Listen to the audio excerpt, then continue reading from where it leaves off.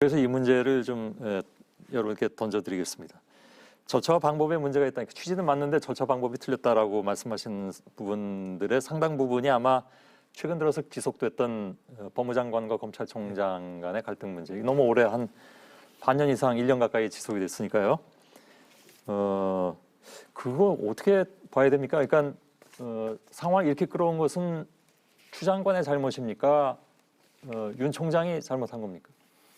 질문이 너무 좀 직접적이어서 지금 그렇습니다. 저는 대통령의 책임이라고 생각을 합니다. 예. 사실은 법무부 장관이나 검찰총장이나 대단히 중요한 자리고 장관급 자리입니다. 여기가 이렇게 충돌을 하면 뭐 의견이 다를 수는 있고 일시적으로 어떤 갈등이 있을 수는 있지만 1년 내내 끌도록 하면 대통령께서 나서서 해결을 하셨어야죠. 예. 그러지 않으니까 계속 충돌이 생긴 겁니다. 그 시점이 언제였다고 보십니까? 저는 이제 그 처음에 갈등이 생기고 나서 이것 때문에 뭐 김 의원님께서는 아니라고 하시지만 이제 검찰이나 또 여러 사람들이 혹시 정권에 불리한 수사를 하니까 이렇게 하는 것 아니냐. 윤 총장을 쫓아내려고 하는 거 아니냐. 조국 수사 이후로 달라진 거 아니냐. 이런 의혹이 생기기 시작할 때쯤 대통령이 나서서 본인이 임명한 사람이니까 계속 갈 것인지 아니면은 내가 국정의 최고 책임자로서 미안하지만 임명을 잘못했고 다른 사람하고 하겠다 이렇게 하든지 아무런 의사표시가 없었거든요. 그러니까 결과로는 아닐까요? 그러니까 다시 말하면 대통령 입장에서 장관한테 맡겨놨는데 뭐 이래라 가지고 개입해서 이래라 저래라 하기 좀 어려운 상황은 아니었을까요? 검찰총장이 임기가 있기는 하지만 노무현 대통령이 검사와의 대화를 하면서 3차례인가 4차례에 걸쳐서 나는 검찰의 지휘부를 못 믿는다고 얘기를 했습니다. 그날 저녁에 제가 대검에 근무하고 있었는데 검찰총장이 퇴근할 때 검사들이 몰려가가지고 대통령이 저렇게 말씀하셨으면 총장이 사표 내야 된다고 검사들이 사표를 받았습니다. 사실은 국정의 최종적인 책임을 지는 사람은 그렇게 할 수 있는 거거든요. 그런데 대통령께서 그냥 맡겨놓고 절차적 정당성 이런 것만을 주장을 하니까 계속 갈등이 1년을 끌고 제가 처음에 말씀드린 것처럼 코로나로 이렇게 진짜 사회 전체가 어려운데 전혀 엉뚱한 문제로 이 갈등만 겪었던 겁니다. 저는 이건 초기에 나서서 해결을 해주셨으면 그러면 윤석열 총장 입장에서도 물러날 명분이 있습니다. 대통령이 다른 분하고 일을 하고 싶어 한다 그래서 자기는 물러난다. 근데 지금은 그럼 물러났으리라고 보는 겁니까? 저는 물러났으리라고 봅니다. 그거는 어느 공무원이나 마찬가지입니다. 그런데 그거는 안 하시면서 이 여당 의원들이 최고위원회의나 이런 데서 뭐 고마움을 알아야 된다, 스스로 사표 써야 된다 그러면 검찰총장의 직업윤리로서는 거기서는 물러나면 안 되는 겁니다. 정치적인 압력이니까요. 자, 반론을 들어야 되겠습니다. 네, 뭐 말씀하신 부분에 저도 일부 동의하는 부분도 있고 동의하지 않는 부분들도 있습니다. 먼저 이 부분을 추미애 장관과 윤석열의 갈등으로 보는 것은 저는 언론의 잘못된 시각이라고 생각합니다. 아까 말씀드린 것처럼 검찰총장은 법무부 장관의 하급자입니다. 지휘 감독을 받는 자입니다. 둘 사이에 사장님과 지금 뭐 상무 사이에 아니면 부사장님과 사이에 충돌하는 것을 갈등이다라고 표현하지는 않습니다. 뭐 회사에서는 가끔 갈등도 있습니다. 그렇습니까? 근데 일반적으로는 그 갈등이라고 표현하지는 않고 복종 의무가 있기 때문에 그렇게 표현하는 것은 저는 좀 언론에서 잘못 가져가고 있는 게 아닌가 싶습니다. 그리고 이 부분이 뭐 대통령께서 나서서 초기에 어떤 조치를 취해야 된다라고 말씀하시는데 저는 그 부분이 정치적으로는 어떻게 비칠지 모르겠지만 적어도 지금 현 문재인 대통령의 성품과 적법 절차를 굉장히 중요하게 생각하시는 이분의 철학을 고려하면 그래서 나서지 않은 것으로 보여지고 나서지 않는 게 저도 맞았다 이렇게 생각이 됩니다. 임기제를 보장하겠다라고 검찰총장을 임명했는데 그 검찰총장이 뭔가 문제가 있거나 혹은 다른 여러 가지 분란이 생겼다라고 하면 그것은 정당한 법적 절차 내에서 해결할 수 있도록 하는 것이 제일 우선입니다. 그게 정말 안 됐을 때 어떤 정치적 결단을 하는 것이죠. 그래서 저는 그 부분은 대통령이 결단을 미리 했어야 된다는 것은 동의하기 어렵습니다. 진 교수께 드리겠습니다. 사실상 추미애 장관이 저렇게 폭주할 수 있었던 것은 한 개인의 권한을 가지고 폭주했던 것은 아니라고 보거든요. 그 폭주의 결과 결국 이제 사표를 내는 상황에 처하게 됐는데 사실 그렇게 폭주하도록 대통령이 방관한 거죠.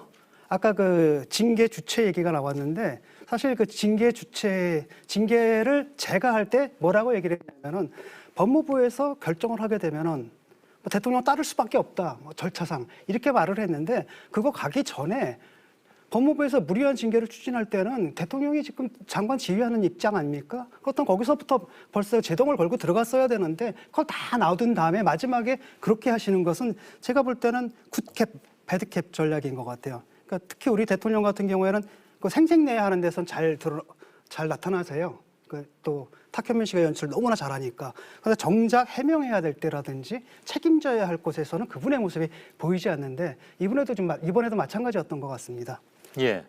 그 두 사람의 뭐 책임이 누가 있냐 이런 질문을 하셨는데 사실상 이제 그 두 분은 우리나라에서 뭐 10손가락 안에 드는 권력자들 아닙니까? 그러면 권력자들은 좀 그 자신의 권한 행사를 최대한 자제하는 그런 절제 미학이 좀 필요한데 예. 그 윤 총장도 그렇고 우리 법무부 장관도 그렇고 그걸 막 그 너무 그 행사를 많이 한 것 같아요. 그러다 보니까 이제 충돌이 일어났는데 그렇다고 이게 이제 그 감독한테 혼났다고 해가지고 라이벌 팀으로 뭐 이적설이 돌고 이것도 바람직하지 않은 것 같아요. 자기 묵묵히 그 정치 권력으로부터 독립 묵묵히 그 견지하면 되는 거지. 예. 그런 거 문유법에 대해서는 조금 이따 제가 좀 그다음에 이제 풀어드리겠습니다. 문 대통령께서도 이제 뭐 왜 관여 안 했냐 그러는데 이제 우리 대법원 판례에 보면은 임명권자는 면직권도 있다는 대법원 판례가 있습니다. 그래서 예.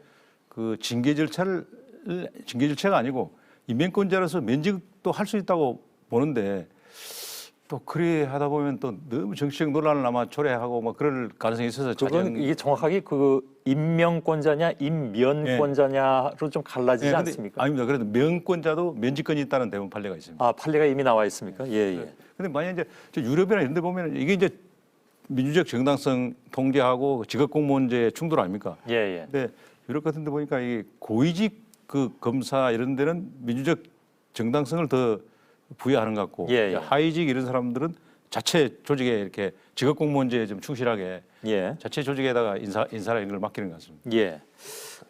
제가 한 말씀 좀 드리고 싶은데 그 정치적 중립성에 관한 얘기인데 사실상 그 추미애 장관이 참 독특하신 분이잖아요. 이분이 옛날에 뭐라 그랬냐면 노무현 대통령 탄핵할 때 노무현 대통령을 탄핵해야 할 이유는 줄이고 줄여도 책 한 권이다 이렇게 말씀하신 분이거든요.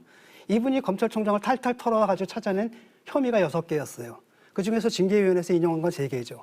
근데 그 각각을 보게 되면 한동훈 감찰권, 이건 사실 권한유착으로 드러나고 있습니다. 두 번째는 정치적 중립성인데 이 정치적 중립성이라는 건 판결문에 나오면 인정되지 않거든요. 예를 들어가지고 정치적 중립성이 아니에요. 정치적 중립을 의심받는 그것 때문에 품위 손상했다는 거죠. 그러니까 예. 그렇죠. 근데 그 부분은 일단 판결문에서는 기각이 됐습니다. 그리고 그런 판사들이 의심을 어떻게 입증합니까? 그 판사가 의심하면 그건 인정해야죠. 의심을 입증할 수가 없어요. 그러니까 지금 문제는 뭐냐면 이런 겁니다. 정치를 할지도 모른다는 의심이 징계 사유가 되느냐라는 거고. 의심이 아까 말씀드렸잖아요. 그러니까 이분이 법조인들은 정치를 그게 하겠다고 한 기본이다니까. 것도 아니고 그냥 의심이 기본이다니까, 정치를 의심이. 안 하겠다고 안 한 게 징계 사유가 된다는 건 굉장히 해괴하다는 겁니다. 법조윤리에서는 의심이 기본 사유라고 중요하다니까, 말씀하시는데. 그러니까 예컨대 의심만 가지고 징계를 할 수 있냐라는 거죠. 품위 손상으로 할 수 있는 예컨대 공무원 징계 가능합니다. 한번 징계 가능합니다. 의심만. 그게 가능합니다. 그래서 일단은 근데 판결문에서는 뭐라고 나와 있냐면 그것은 인정되지 않는다라고 하고 본안에서 다 그 부분은 그래서 분명하게 판사들이 좀 잘못 이해했다는 거죠. 본인들이 워낙 의심받는 행동을 많이 해서 그런지는 모르겠지만 그에 대한 인식이 좀 없었다는 저도 한두 가지 좀 말씀드리고 싶은데요. 아까 뭐 추미애 장관 폭주했다라고 말씀하시는데 일단 저는 동의하기 좀 어렵습니다. 추미애 장관이 지금 폭주했다라고 아마 표현하시는 것의 출발점은 윤석열 총장에 대한 수사지휘 때부터라고 예. 아마 평가할 것 같은데요. 수사지휘를 2번 했죠. 그래서 수사지휘를 통해서 기소 못하고 윤석열 총장이 뭉갰던 사건이 3건이나 기소가 됩니다. 대표적인 게 장모 사건, 그리고 아까 말씀드린 야당 유력 정치인 윤곽근 변호사, 그리고 검사들 술접대, 이게 다 밝혀지지 않았습니까? 수사지휘를 하지 않았으면 절대 밝혀지지도 않고 기소도 안 됐을 것입니다. 예. 그래서 이거 폭주했다라고 표현하는 것은 전 부적절하다 생각하고 제대로 된 수사지휘였다고 보고요. 또 하나 정치 의사 표명에 대해서 그게 별거 아니다라고 말씀하시는데 이런 질문이 있었습니다.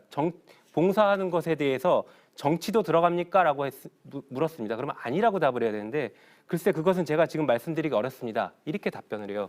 이것은 정치를 하겠다라고 해석이 되고 그날 국감장에서는 당연히 정치를 한다라는 걸 전제로 그 이후에 질문들이 계속 오고 갔습니다. 그러면 어느 당 갈 거냐 이런 얘기들도 하고 문제는 검찰총장이 가장 정치적 중립성을 유지해야 하고 지켜야 되는 검찰총장이 정치에 출마 의사 표현을 했고 그로 인해서 그 사람이 하는 모든 수사 지휘가 정치적인 편향성을 띌 수 있다는 것이죠. 대표적으로 어느 특정 정당을 지지한다는 의미가 아니라 자기를 위한 편향성을 띌 수 있는 것입니다. 게다가 윤석열 총장 지금 올해는 84억의 특수활동비를 쓸 수 있도록 하고 있는데 그 돈 어디다 썼는지 지금 아무도 모르지 않습니까? 검증이 안 됩니다. 저희 법사위원들이 가서 보자고 해도 서류조차 주지 않습니다. 그 돈을 마음대로 쓰면서 자신의 정치 어떤 행위에 쓰더라도 알 수가 없는 것입니다. 그것을 어떻게 우리가 견제하고 통제하고? 여기서 제가 이제 언론에 그 예, 그러시죠. 언론에 팩트 잘라먹기를 좀 제가 봤는데 팩트 잘라먹기요? 예. 예. 그 아까 이제 봉사에 정치도 포함되냐 이런 이야기를 분명히 했는데 네. 그 부분을 잘라버리고 봉사하겠다 이것만 계속 보도해요. 그게 옛날에 노무현 대통령이 그 기득권층의 저항으로 대통령을 못 해먹겠다는 위기감이 든다 그랬어요. 예, 예. 위기감이 든다 이게 핵심인데 못 해먹겠다 이것만 가지고 막 언론에서 잘라먹고 이게 부각시키잖아요. 그래 예. 그 행태가 똑같으니까 이번에 보니까요. 여기서 좀 논리의 비약을 한두 개 지적을 했으면 좋겠는데 첫째로는 그러니까 근본적으로 생각해 보면 검찰총장이 저는 이 임기가 끝난 다음에 정치를 하는 것을 저 개인적으로는 바람직하다고 보지는 않지만 얼마든지 할 수 있는 거 아닙니까? 검찰총장이 임기 끝나면 정치 못 합니까? 여기서 방금 말씀하신 검찰총장이 대통령 지금부터 뜻을 품고 있고 드러내는 건 아니죠. 정치를 하겠다고 선언했다는 것인데 그 말 그대로 하더라도 임기 끝난 다음에 하는 것이고 그리고 여기서 이 말씀은 이렇게 하시면 안 되는데 80억 특수활동비를 누가 어디서 썼는지 아무도 모른다. 그건 아무도 모릅니다. 윤석열 총장뿐만이 아니라 어떤 총장도 특수활동비를 어디다 썼는지는 몰랐는데 왜 이번에만 문제를 삼는지 그런 것 때문에 저희가 이게 어떤 보복이 아닌지 싶은 겁니다. 정치를 하겠다고 국회에서 하니까 문제가 마음을 되는 먹으면 겁니다. 국회에서 정치를 마음을 하겠다고 먹으면 하니까 정치자금으로 얼마든지 이거를 쓰면 다른 어떻게 하겠어요? 예를 들어가지고 해가지고 대한민국의 모든 국민은 공무담임권이 있거든요. 네, 자기 그렇죠. 총장 임기를 끝낸 다음에 정치를 하든지 말든지는 정치자금을 썼겠어요. 그러니까 나중에 하시던가 총장이 왜 그럼 지금부터 정치 얘기를 합니까? 그럼 총장이 그러니까 근데 항상 어떤 답을 정해줘야 선생님도 되는데 아니 나중에 하시는 그러니까 보세요. 재밌는 건 뭐냐면 어떻게 총장이 아니. 나오는 총장이 어디 있습니까? 세계적으로 한번 보세요. 아니 지금 말씀을 아니 그럼 그 경찰총장이 정치하겠다 이러면 그건 받아들이시겠습니까? 검찰총장 출신 경찰총장이? 정치인은 경찰총장이 나 정치하겠다 이렇게 얘기하시면 받아들이시겠습니까? 경찰청장 황운하 의원도 경찰청장 아닙니까? 지방경찰청장 끝나고 나서 하시지 않을까요? 그러니까요. 끝나고 아니, 나서 한다는 거죠. 중간에 정치하겠다라는 거죠. 의사를 표명하지 아니, 않았다는 경찰청장은 거죠. 사실은 어디 뭐- 그게 그러니까 예, 알겠습니다. 끝나고 나서 정치하겠냐고 물어본 겁니다. 예. 그러니까 지금 끝나고 문제 나서. 한마디만 아마 더 지적을 할게요. 현직에 있을 때 의사표시를 하지 않았다는 예. 자, 그 최강욱 의원이 어떻게 했냐면은 예. 윤석열 금지법을 만들었거든요. 그거는 그럼 뭐 그렇게 얘기하시면 안 될 것 같고요. 만약에 출마하고 싶으면 1년 전에 사퇴하면 됩니다. 자, 잠깐만요. 사실 제가 윤석열 뭐가 총장을 타겟으로 예. 안 했으면 저는 그 찬성입니다. 알겠습니다. 우리나라같이 판검사들이 정치 방해하는 나라가 어디 있습니까? 두 가지에 대해서 보시잖아요. 그럼 예. 그 여당에도 판검사 출신들 너무 그러니까 그 많지 문제라는 거죠. 내가 뭐 여당 야당을 떠나서 자, 법을 알겠습니다. 만드시면 되죠. 법을 만드세요. 자,